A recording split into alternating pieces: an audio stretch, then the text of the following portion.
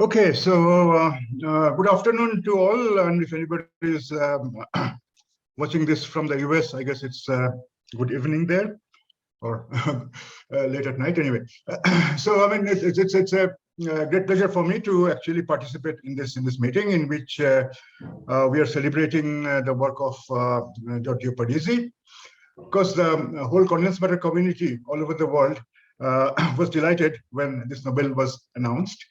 And for me personally, this is a great pleasure in the sense that, since my PhD days, 40 years ago or even earlier, I've been working in the field of disordered systems. And of course, Professor Parisi's contributions in this field has been seminal. I did some work on spin glasses when, in the early 80s, when this replica symmetry breaking was being discussed. And subsequently, when I was working on things like structural glasses, other disordered systems, I've met Professor Parisi in many meetings and conferences and had some discussions. I've learned a great deal from these discussions, and I should mention that there's one thing that has been very helpful is that Giorgio has always been very supportive and encouraging. So it is really a pleasure for me to actually participate in this meeting, partly organize this meeting in which he is being honored. So I'll start with this slide where again, we congratulate Giorgio for this Nobel Prize.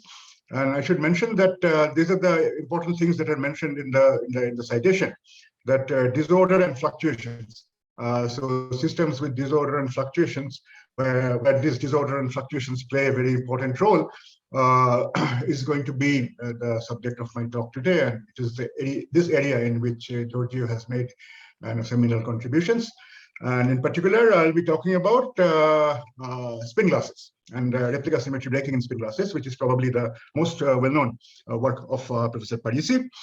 I decided to give some kind of a sort of pedagogical introduction to replica symmetry breaking, because this theme will appear in many of the other talks that are scheduled in this workshop or conference. And there are people in the audience, and in particular students. I saw that there are more than 50 students who have registered for this meeting. Some of them probably will not be very familiar with this idea of replica symmetry breaking. Some are technical, and even researchers who are working in different fields, they may not be all that familiar with this. And since this is going to be one of the central themes of this meeting, I thought it would be useful to give an introduction and sort of go through Professor Parisi's work on spin glasses, in which this idea of replica symmetry breaking was first introduced. And so this is going to be the first part of my talk, where it will be pedagogical. I will go through the derivation of this Parisi solution, say some things about what this means physically, and then spend a few minutes on whether the kind of description that is provided by this replica symmetry breaking is actually applicable to experimental systems of spin glasses. And then, depending on how much time is left, I will spend some time on how this work, which has been extremely influential in this field and which has led to work on a very large variety of systems. Some of them are actually outside the area of conventional physics. So I'll just give you some examples where this idea of replica symmetry breaking and the physical picture that goes with it have been very influential in understanding a lot of different systems. And many of the talks that we'll hear later on in this meeting will deal with these different areas in which the idea of replica symmetry breaking and its physical interpretation has been extremely useful. So I'll start. I mean, as I said, it's a pedagogical lecture, so the experts probably will not learn very much, but it is for the benefits of people who are not all that familiar with this idea of replica symmetry breaking and what it means. So let me start with, so we'll be talking about spin glasses. So let me start with basically a very quick introduction to the kind of systems that we'll be looking at here. We'll be looking at classical systems. Quantum mechanics will not play an important role in this development.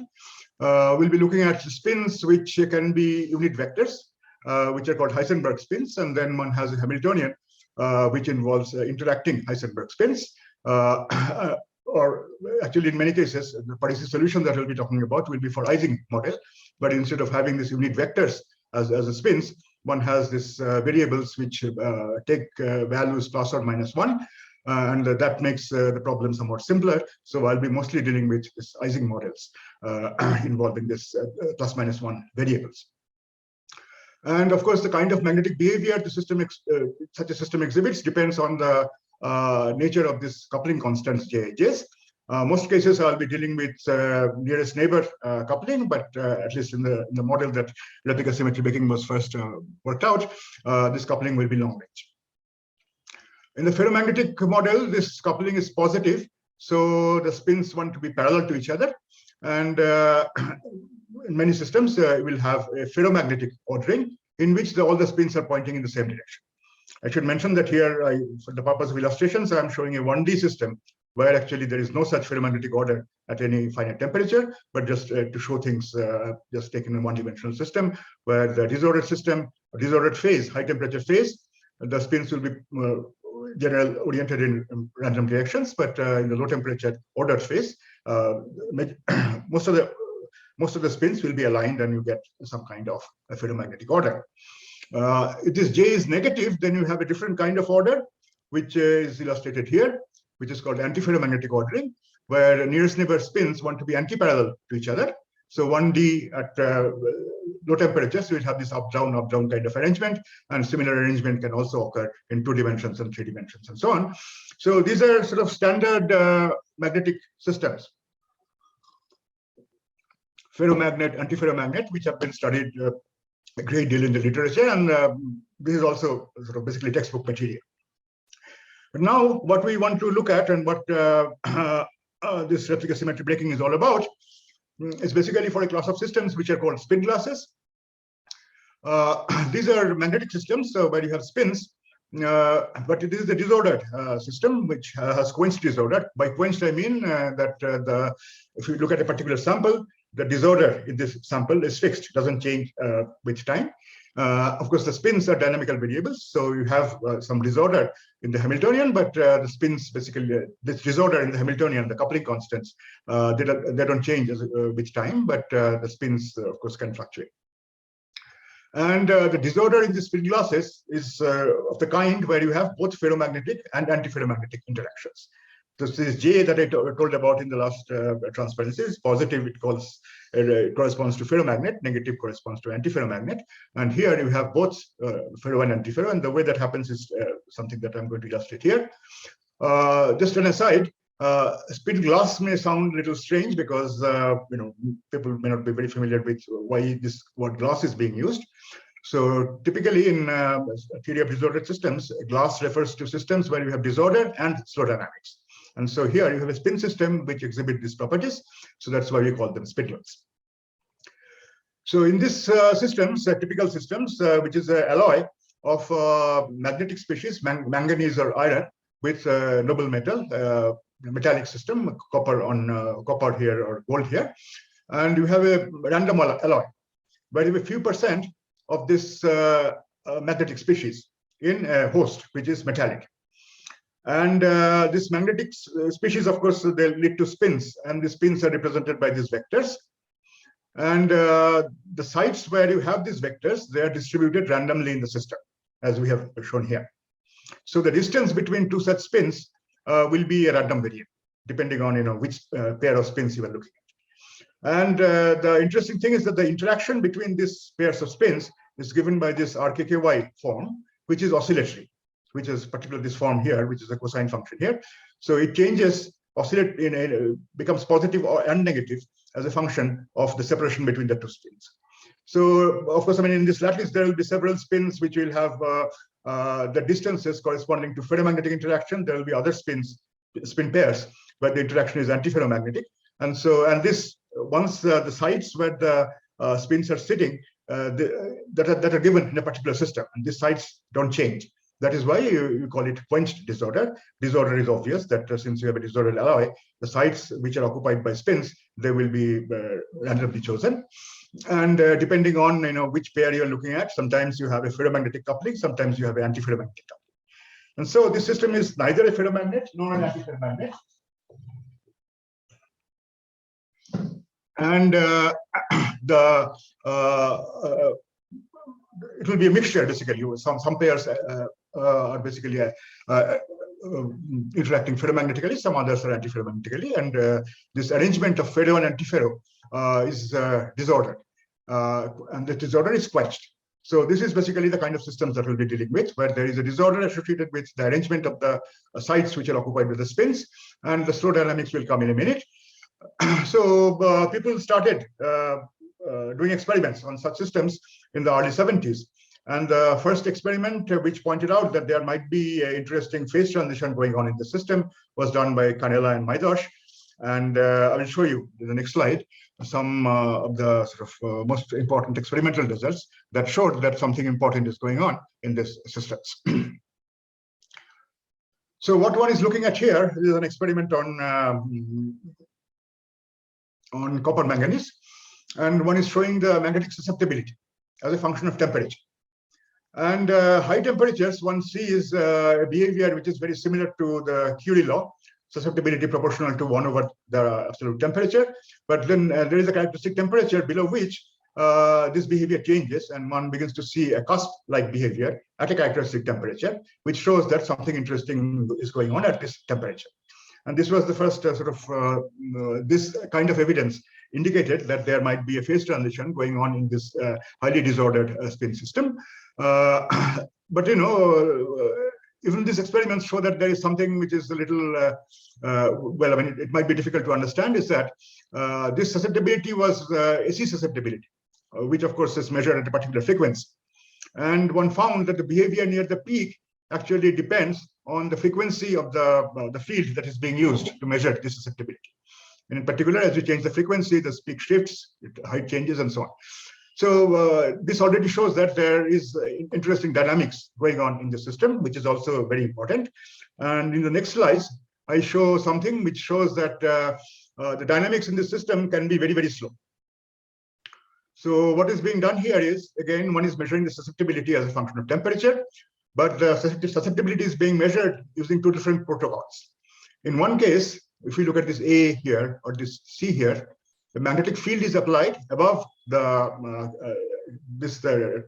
temperature, characteristic temperature. The system is cooled in that magnetic field, and then one measures the magnetization. From that, one gets the susceptibility. From that, one gets this curve, more or less constant as a function of time. One can also do a different experiment in which one first cools the system in zero field, then applies a magnetic field, and then measures the magnetization. And there, one gets a different susceptibility. And this B and D, these are susceptibilities where you cool the system in zero magnetic field and then apply a magnetic field and then measure the magnetization to get susceptibility. So you see the preparation protocol is important, that you get two different values depending on whether you are applying the field at high temperatures and cooling, or whether you are cooling in zero field and then applying the field, which basically shows that there must be very long time scales in the system. So it is a disordered system with slow dynamics, and that is why it is called a glass. And the basic dynamical variables here are, of course, spins. So that's why we call them spin glass. Of course, many other experiments have been done on these systems, which I will not go into. But I mean, when this was discovered, people started, a lot of work was started to sort of try to understand what is going on in these systems. And people realized that one of the important things that in some sense characterizes the interactions among the spins in the system is what is known as frustration, which says that the interactions are such that all pair interactions cannot be satisfied simultaneously. But by satisfied, I mean that the energy associated with that pair interaction cannot be minimized. So I mean, when I say that a pair interaction is satisfied, it basically says that it's possible to get a spin configuration in which the energy associated with that pair of spins is minimized. Simple example, we are looking at again Ising spins, plus minus one variables. And this is a very classical problem which has been studied many, many years ago. We have a triangular lattice, and you have antiferromagnetic interactions, minus j, minus j, minus j, which tends to make the spins which are connected by the interaction antiparallel. But just if you look at it, you will see that it is not possible to satisfy that antiferromagnetic interaction for all three pairs, in the sense that if you start with this spin up, then to satisfy this 1-3 interaction, this spin should be down. Satisfy the 3-2 interaction, this spin should be down. But just look at this. If you start one up, one down, and then let's say if you want to satisfy this interaction, 1-2 interaction, then this is up and that should be down. Then the 2-3 interaction cannot be satisfied. So I mean, there are 6 different ways of organizing these spins, which will give you, in some sense, low energy, the lowest energy that is possible for this plaquette. But in this, any one of these configurations, all 3 pair interactions are not satisfied simultaneously. So that's why we say that here the plaquette is frustrated. If you have both positive, here is an example where all interactions are antiferromagnetic. But in a spin glass, you can have some positive interactions and some negative interactions. So this is again a typical 3-spin triplet where 2 of the interactions are positive and 1 of the interactions is negative. And again, you can easily see that it is not possible to satisfy all 3 interactions simultaneously. In particular, if the product of the signs of these interactions is negative, then this triplet will be frustrated and you would not be able to satisfy all 3 interactions simultaneously. So this would be a feature of the spin glass models that we talked about, because you have both ferro and antiferromagnetic interactions in those models. And one of the consequences of this frustration is that the states which minimize the energy are not unique. Just like here, there are 6 possible spin arrangements which have the same energy. So the frustration typically leads to a multiplicity of ground states of the spin system. And conventional spin ordering is not possible in systems with strong frustration. So one doesn't expect a ferro and antiferromagnetic order in the kind of spin glass system that I talked about. It has a strong frustration. So one expects a different kind of order, but the question is what kind of order? And this question was addressed and answer was provided by the work of 2 famous physicists, Sam Edwards and P.W. Anderson. Again, a few years after these experiments were carried out, they developed or they proposed a model which has both these ingredients, disorder and frustration. And this model is a little different from the spin glass system that we talked about, in the sense that this is a lattice model, but every lattice site is occupied by a spin, and you're looking at Ising spins, ±1 variables. And the disorder is in the interactions. So you have a, let's say, square lattice or a cubic lattice. Each lattice site is occupied by an Ising variable, and they interact with only nearest neighbor interactions. And the disorder is coming from the choice of these JIJs. And different models can be considered. One model, these JIJs are assumed to be distributed according to a Gaussian with 0 average. Or you can consider a model in which this Jij can be plus J or minus J with equal probability.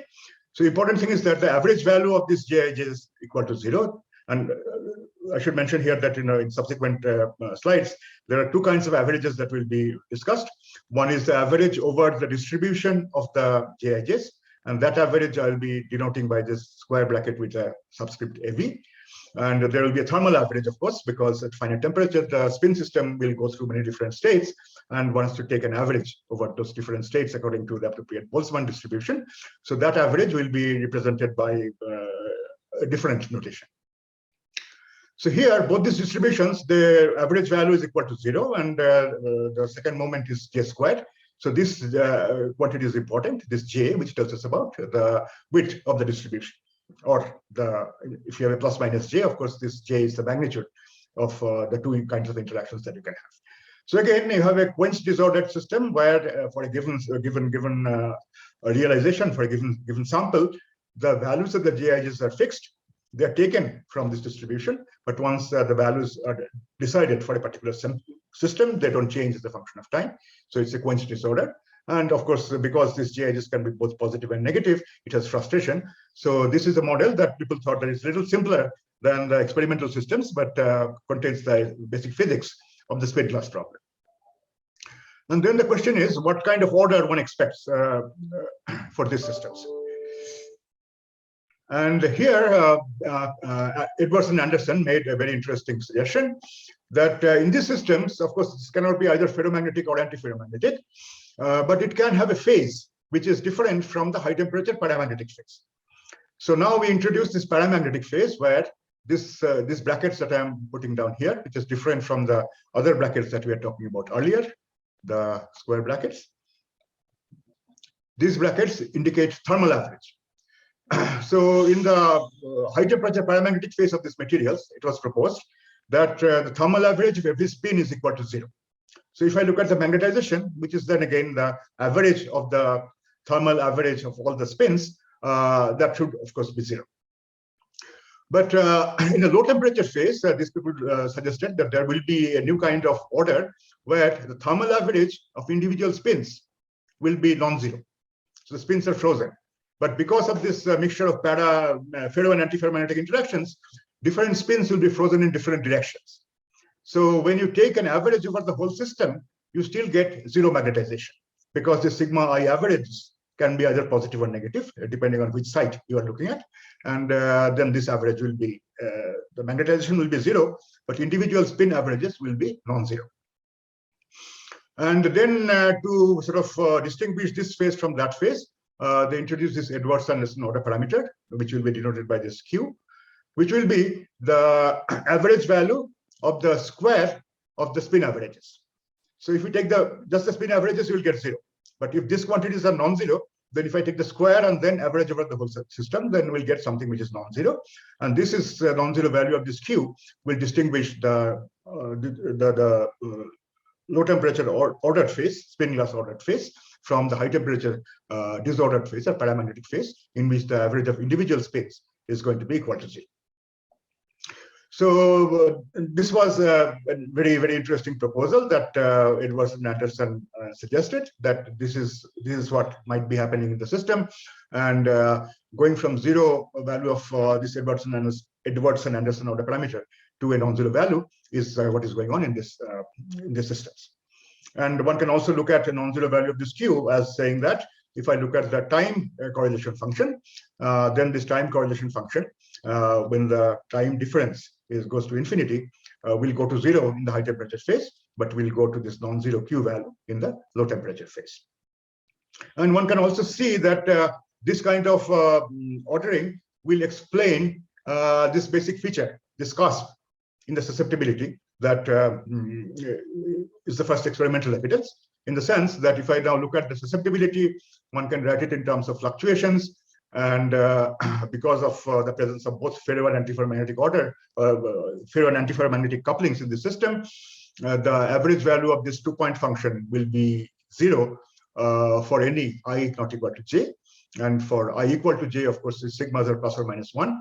So basically, for this term, one has 1. And for this other term, you have this Edwards-Anderson order parameter Q. So susceptibility is to be given by 1 minus Q divided by T. And it shows that when Q is equal to 0 in the high temperature phase, the susceptibility will be the QD law, and it will deviate from the QD law as this Q becomes non-zero, and then one expects some kind of a behavior like that. So this is a very nice physical idea which Edwards and Anderson proposed, which provided at least a picture in which one can begin to understand what is going on in these systems. But then, of course, one has to do detailed calculations to basically show that this is actually possible, and so on and so forth. Edwards and Anderson did a mean field calculation, but of course one has to go beyond mean field or molecular field calculations. One has to go beyond that to be able to really understand what is going on.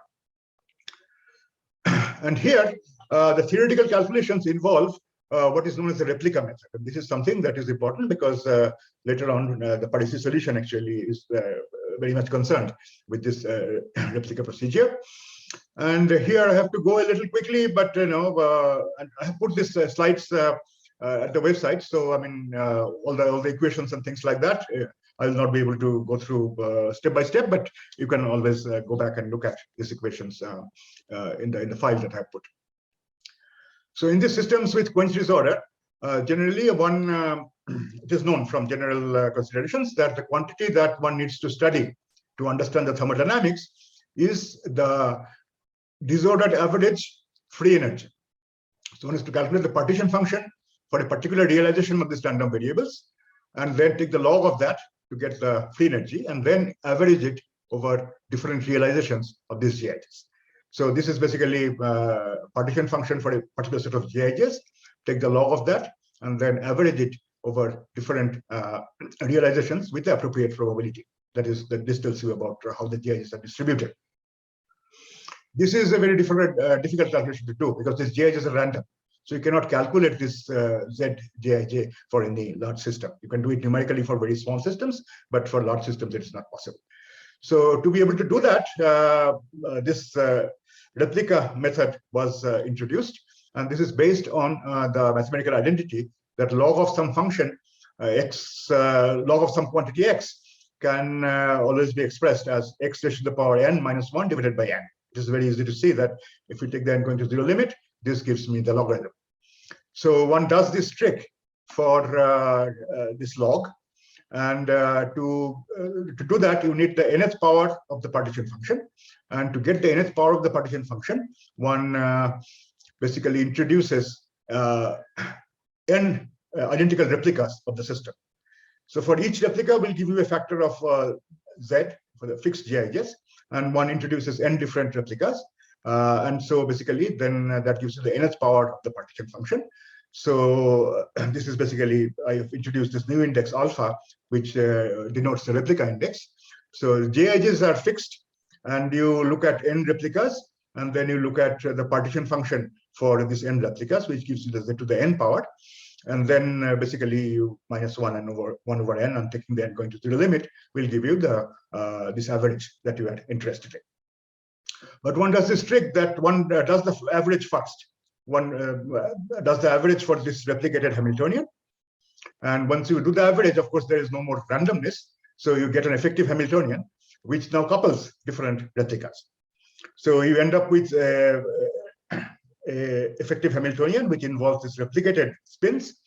And then to get the quantity that you are interested in, you have to then calculate the partition function associated with that effective Hamiltonian. And the effective Hamiltonian then will have the spin variables as well as couplings between different replicas, because this coupling is basically coming from the fact that we're integrating out this random interaction parameters. So this is the procedure that one uses. One basically then looks at this effective Hamiltonian, which involves the replicated spin variables. And the important thing is that it does not have any disorder anymore because the GIJs have been integrated out. And then one can use standard techniques to determine the statistical mechanics of this effective Hamiltonian. But the sort of peculiar thing is that here we have this site index I, as well as the replica index alpha. And the replica index alpha takes the values 1 up to n, but then eventually you have to take the n going to 0 limit. So this is something which is in some sense difficult to visualize for any, let's say, integer value of n. So one can see what is going on. But the n going to 0 limit is difficult, but one can take the n going to 0 limit in the calculation in a sort of simple way. And there are, I mean, people raise a lot of questions about the validity of this method and so on and so forth. But as we'll see later, people have found out that this procedure, although it looks a little strange, actually leads to the right result. And in this language, it is fairly easy to see that this Edwards-Anderson order parameter, which is sigma I thermal average squared and then average over configurations, this is related to the correlation between different replicas, alpha beta and alpha not equal to beta. So this gives you at least a prescription for looking at models that are relevant in the context of this spin classes. So one of the first models that people tried to sort of analyze rigorously, and is this model which is called Sherrington-Kirkpatrick Model, which was introduced by Sherrington-Kirkpatrick in 1975, and where they were looking at the same kind of model that we are talking about. GIJ sigma is sigma j. The sigmas are Ising spins. GIJs are coincident random variables. But the model that they looked at is in some sense idealized in the sense that these GIJs were assumed to have infinite range. That all pairs of spins I and j basically interact, which is of course not the kind of situation that you have in real systems where only short range interactions are present.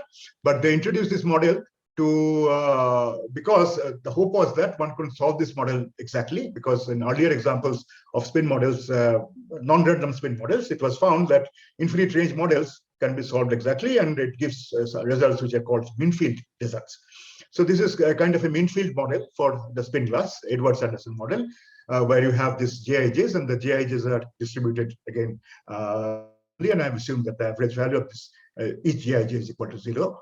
And then, but sort of important thing to notice here is that this interaction is not between nearest neighbors, but between every pairs of spins. So that is called infinite range or mean field model. So then one uses the replica trick. One looks at the nth part of the partition function and then average over the randomness. And then one can carry this out exactly. And then one gets this effective Hamiltonian, where you have these replicated variables, sigma I being the site index and alpha is the replica index. And then you have interaction here, which is sigma I alpha, sigma I beta, sigma j alpha, sigma j beta, sum over alpha beta, and also sum over ij. So now the question is how one can treat this, one can calculate this sort of partition function. And here one uses a few mathematical tricks which are well known. One uses the Hubbard-Sutton-Ravage identity to reduce this form, which has 4 sigmas, to a form that has 2 sigmas, introduces auxiliary variables q alpha beta, which are basically this this random variable that is being integrated out, this random variable x that is being integrated out, and a few mathematical steps which I'll have to skip because time is limited. But then one ends up by doing this, and these are sort of exact calculations. One ends up with a function. This is the free energy per particle. Beta is the inverse temperature, which is now a function of this q alpha betas. And alpha and beta, you remember, are the replica indices. So the number of variables are actually n times n minus 1 by 2. Alpha and beta equal is trivial. One doesn't have to worry about alpha alpha, but only alpha, not alpha and beta, where alpha and beta are not equal to each other. And then one ends up with this function, which are to be determined by minimizing this function with respect to this variables q alpha beta. Q alpha beta are very similar to this spin glass order parameter that we had talked about earlier, the Edwards-Anderson order parameter. So if you know what these Q alpha betas are at the minimum, then from that you can calculate what the Edwards-Anderson order parameter is going to be. And the solution that these people worked out, Sherrington-Kirkpatrick, was replica symmetry. So this is important to note that this Q function has 2 labels, alpha and beta, and we are interested in the values of this Q alpha beta when alpha is not equal to beta. But the question is whether all these Q alpha beta is the same, or they depend on the replica labels alpha and beta explicitly. So the replica symmetric solution that these people assumed, simplest solution, was when this is Q alpha beta is equal to some number for all pairs where alpha is not equal to beta, and then you get a very simple self-consistency equation for this parameter q, and one finds that the q is 0 at high temperatures and q is not 0 for t less than tc. Tc is this model is equal to this j. J is the width of the interaction parameters. And one gets a phase diagram. One can assume also a distribution where j is a non-zero value, and then let me not worry about it at least for the time being. J0 is equal to 0, so there is a t by j equal to 1 is a critical point such that q is 0 above this temperature and q is non-zero, and non-zero value of q can be calculated from this self-consistency condition. So this was the Sherrington-Kirkpatrick solution. But people realized soon afterwards that this replica symmetric solution has unphysical properties like negative entropy at low temperatures and so on. And also people found out that these unphysical properties are arising because one is assuming that this replica symmetry is present, that q alpha beta is equal to q for all alpha not equal to beta. And this was done by Almeida and Thouless, where they actually looked at this expression. This expression is fine. This expression for the free energy is fine. This just comes from doing some algebra, but it is a function of this q alpha betas. And the question is now we find a minimum of this function in terms of all these variables.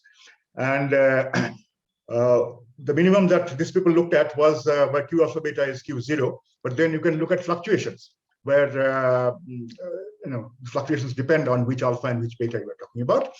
And then one can expand the free energy, and one can look at the quadratic term and look at eigenvalues of the corresponding matrix.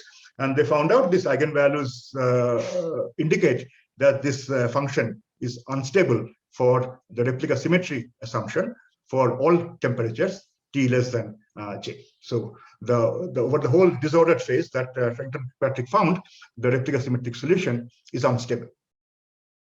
And they found out, they looked at a more general model where in addition to these interactions, there is also a magnetic field. And in the magnetic field temperature plane, they found a line such that the Sherrington-Kirkpatrick solution with replica symmetry is unstable above this line. And it is, I'm sorry, I just said it wrong. It's stable above this line and it's unstable below this line. So let's say I just look at the H equals 0. This is what we are talking about here. So we are talking about this line. And this is where the transition is supposed to occur. So basically, the replica symmetric assumption doesn't matter because the Q's are equal to 0 again for all temperatures above the critical temperature.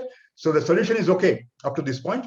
But as soon as you go below this point, then the assumption of replica symmetry is no longer valid because the replica symmetric solution turns out to be unstable. So this is where things stood for a couple of years. People were trying to understand what this means and how one can basically get a new solution, because the Sherrington-Kirkpatrick solution, replica symmetric solution, has been shown to be unstable in the ordered phase. To describe the ordered phase, one has to, in some sense, break replica symmetry. And this is where Professor Parisi came into the picture in a set of papers in the late 70s.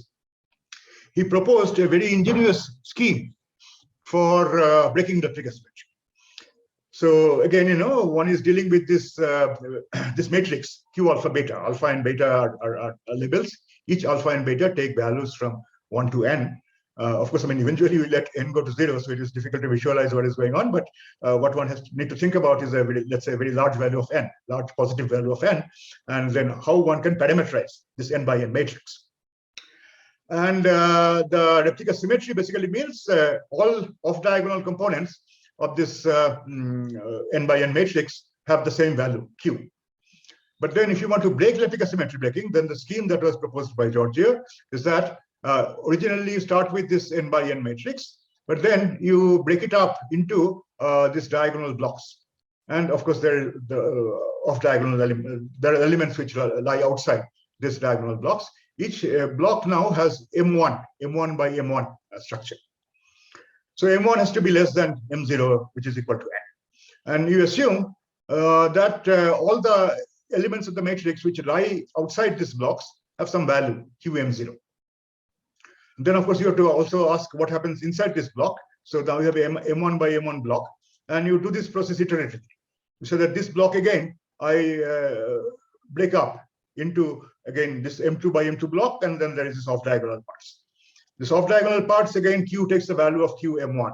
And again, if I look at these diagonal blocks, I have to iterate this, and again, I have to break it up into blocks with M2, etc., etc.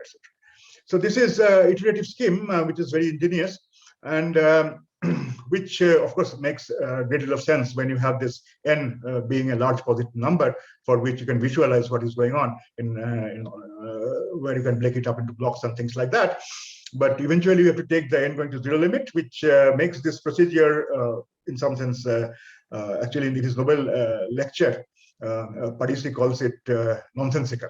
That for n going to 0, I mean, how can one do this? And this was a sort of concern not only of him, but also many other people who are working in this field. Turns out that eventually the result that you get by doing this and eventually taking the n going to 0 limit gives you perfect, reasonable results, which turns out to be exact. So the procedure is this, that you have initially you have this n by n matrix, and you break it up into blocks and assign values of this Q alpha betas depending on whether you are looking at inside the block or outside the block. Do it iteratively, and that way you have the sizes of the blocks M1, M2 up to Mk. If you do this k times, and the corresponding parameters are Q, M0, M1 up to Mk. And then this matrix has been parameterized in terms of these numbers, and you have to minimize the expression for the free energy in terms of the choice of this quantities. And Parisi said that the actual solution will be one in which you do it infinitely many times. So then you have number of stages of replica symmetry breaking is infinity. So you have these variables m, infinitely many number of variables, and correspondingly this infinitely many number of queues. And you can then represent all of them by a function which has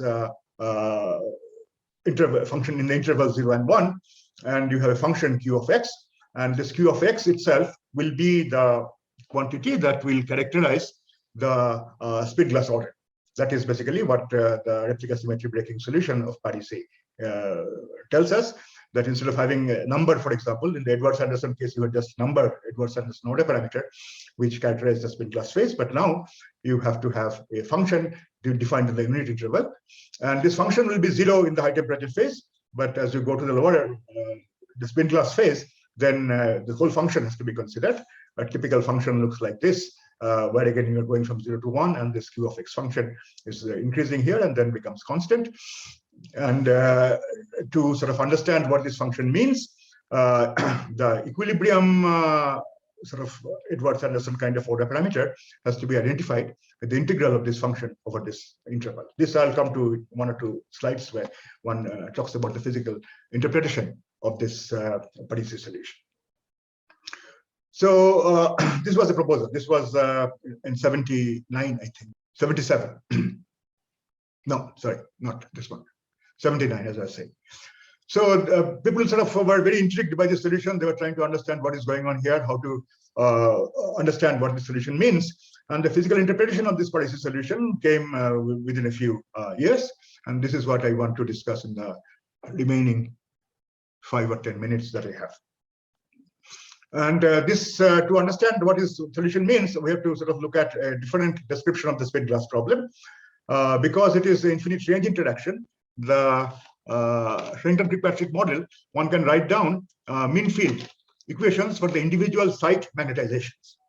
So this mi is basically the average of sigma I for a sample in which I have specified the values of these GIGs for a given set of interactions. And this expression one can write down. This is something which, again, is not very difficult to understand, but I will not have time to go into how it is derived. But it has these terms. This is just the Jij sigma I sigma j term. This is the entropy term. And then what these people figured out was that in this system, there has to be additional term, which is called the Sankar reaction term, which also can be written explicitly in terms of this MIs and MJs. And then one has to minimize this function to find the MIs corresponding to a particular set of GIGs. By the way, I mean, this kind of analysis eventually led to this cavity method, which you'll hear again a lot in the remaining lectures, where this has been used in, extensively in many systems of this kind.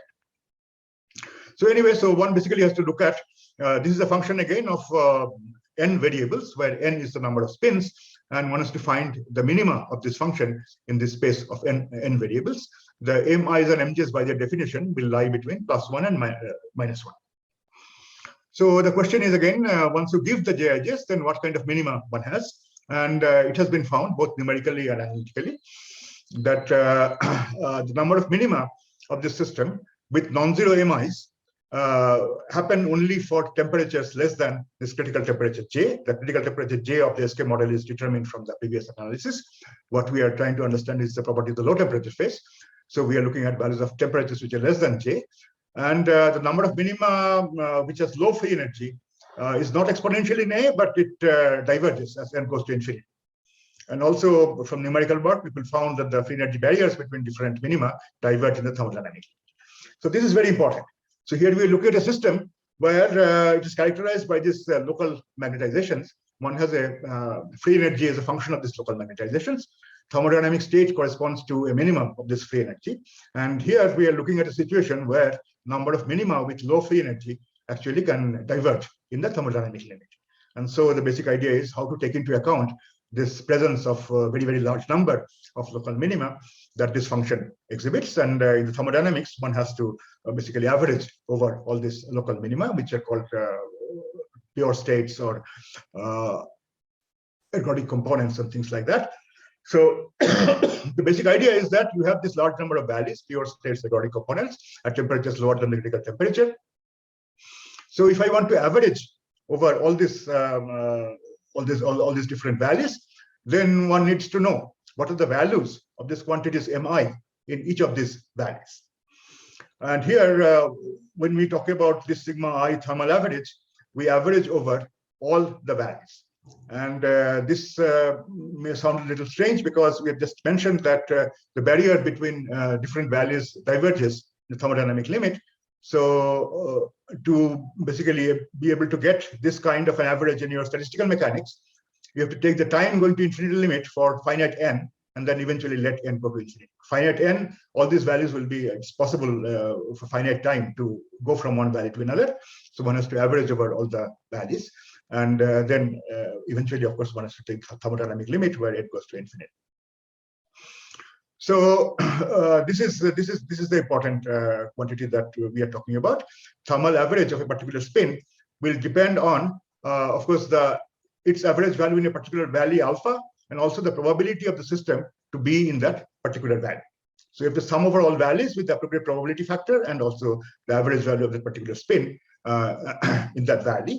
And then you can calculate the equilibrium Edwards-Anderson order parameter. And it is very easy to see that this order parameter can be written in terms of this overlap parameters. What is an overlap parameter? Says that it's just this quantity. So we look at the ith, the average of the ith spin in alpha value, average of the ith spin in the beta value, and then sum over all the spins, and then divide by 1 over n. It tells us about how the average magnetizations in different values are related to each other. This is a very important thing. This is the overlap parameter, and this Edwards-Anderson order parameter that I have this statistical mechanism, the equilibrium order parameter, that can be written in terms of an integral over this distribution of overlaps. So, and these are just a few algebraic steps that you can easily follow. So what one is saying is that since there are many values, one has to basically average over all these values, and that involves the overlap function.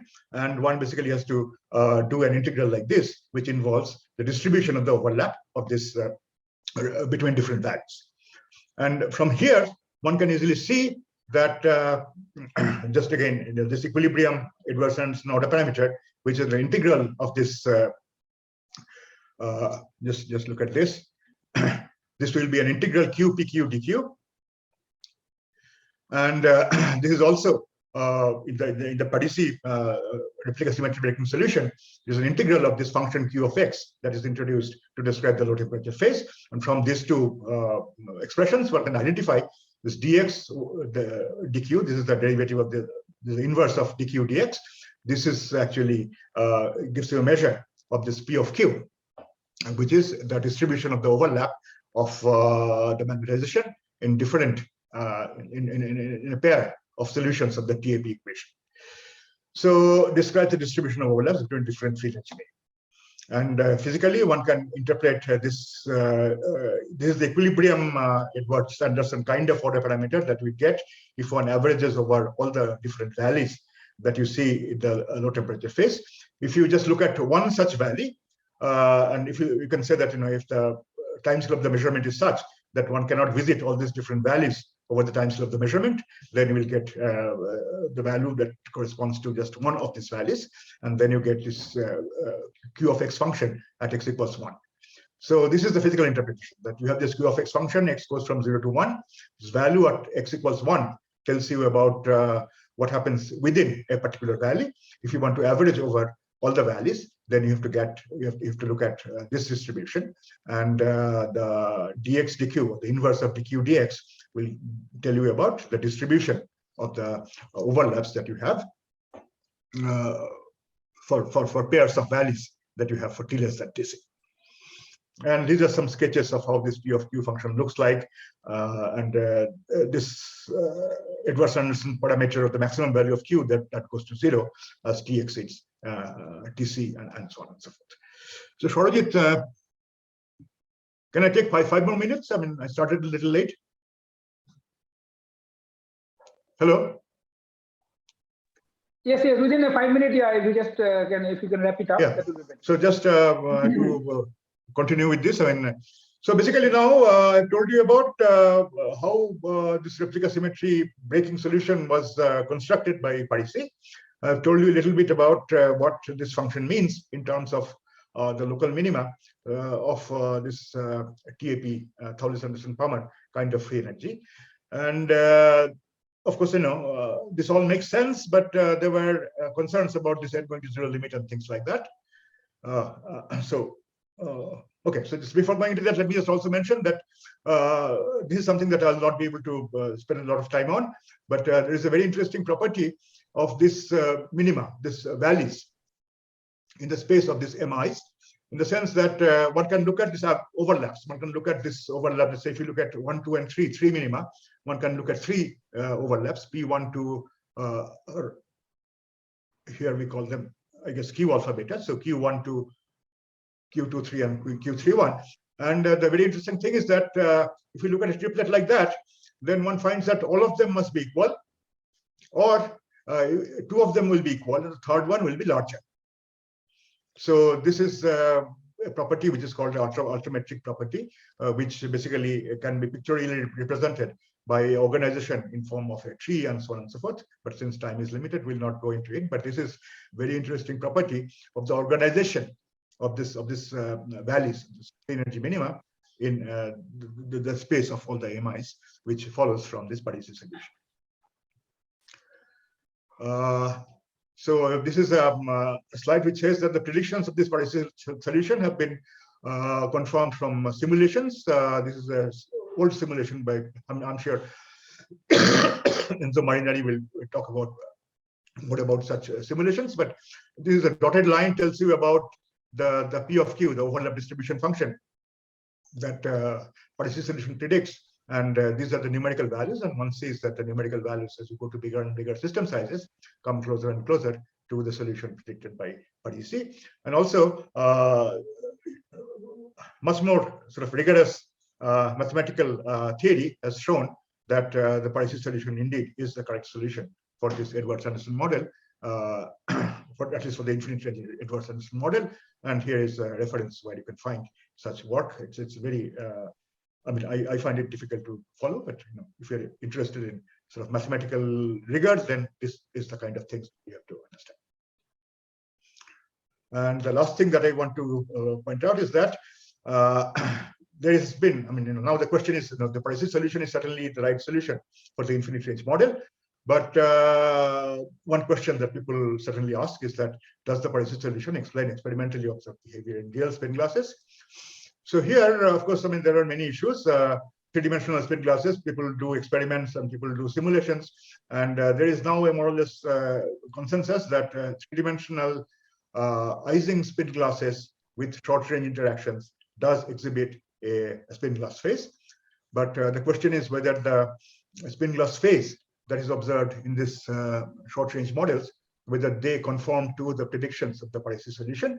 In particular, this picture that you have of very, very large number, which diverges in thermodynamic limit, occurrence of pure states in the ordered phase, whether that is actually observed in 3 dimensions. That has been a lot of controversy about that.